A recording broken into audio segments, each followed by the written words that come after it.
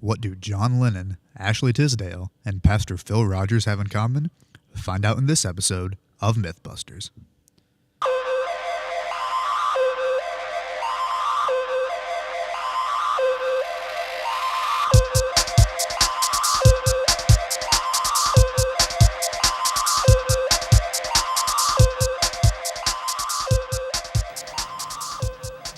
Now remember, don't try this at home.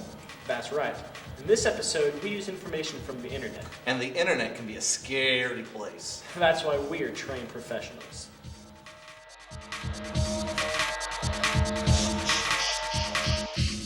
According to Wikipedia, backmasking is a recording technique in which a sound or message is recorded backwards onto a track that is meant to be played forwards. Wait, you mean it has nothing to do with masking tape and hairy backs? No, guys, it doesn't. Some artists, like the Beatles, have intentionally used backmashed instrumentation in their recordings, but others suggest it may have a more sinister side, as artists either intentionally or unknowingly hide subliminal messages in their music. Take, for example, the Beatles hit Strawberry Fields Forever.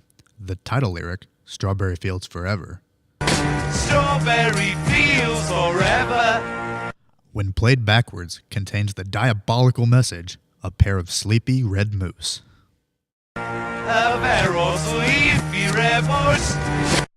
During the 1980s, backmasking was a controversial topic, and legislation was even introduced at the state and national levels to outlaw the practice as an invasion of privacy.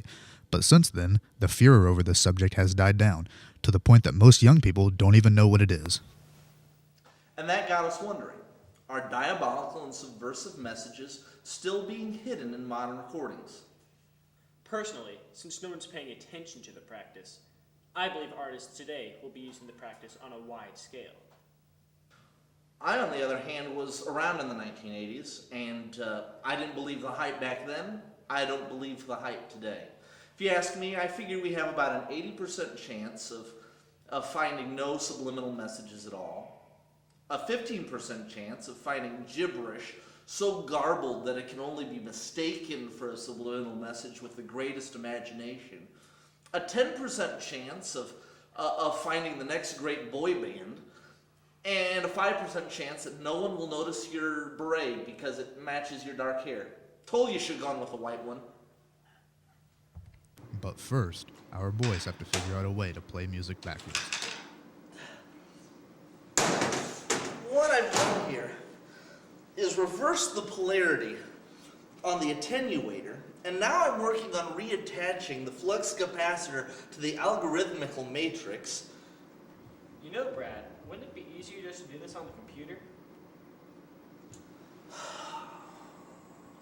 So after wasting countless hours and one perfectly good CD player, our boys settle down in front of the computer to see what they can find.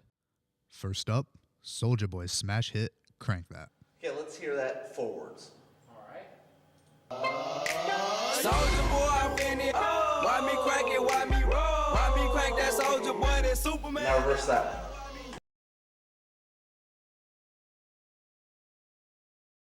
Soldier boy, oh my little soldier boy. Go ahead, pause. How about Coldplay's Viva La Vida? I used to Okay, now reverse that. rule the world. Seas would rise when I gave the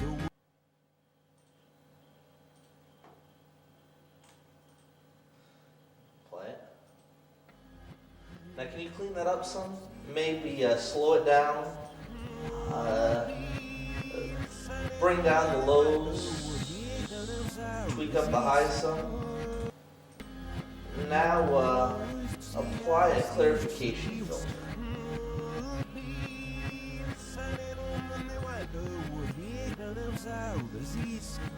Now hit play. That part right there, play that again.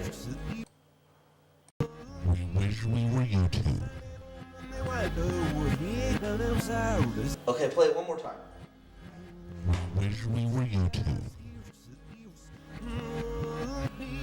Now, David Archuleta's hit single, Crush. 'Cause a possibility that you would ever feel the same way.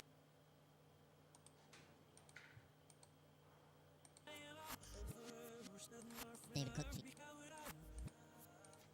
David Cook cheek. David Cook cheek. David Cook cheek. Now for I Want It All from the soundtrack of High School Musical 3. Don't you want it all? Want it, know that you want it. The fame and the fortune and more. You want it all. Okay, now let's hear that in reverse. Want it all, want it all, want it. Yes, we've been set, but we didn't make it look served. And then I have to all sell it. I know what we are. And our hearts so high. We want it all, wish that I don't hear anything. I don't hear anything. What's up with that? Where is it? Finally, this week's sermon from Pastor Phil Rogers. Okay, let's hear that in reverse. You came with the expectation that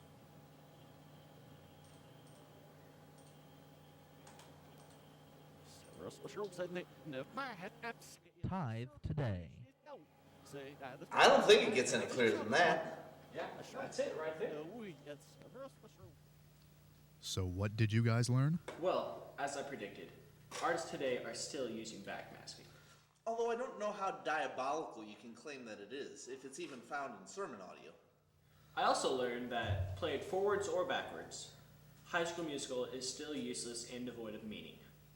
And finally, as I predicted, nobody noticed your beret. That's all for this week's episode of Mythbusters Water's Edge. Join us next week as our guys see what really happens when you swallow Pop Rocks and Coca-Cola.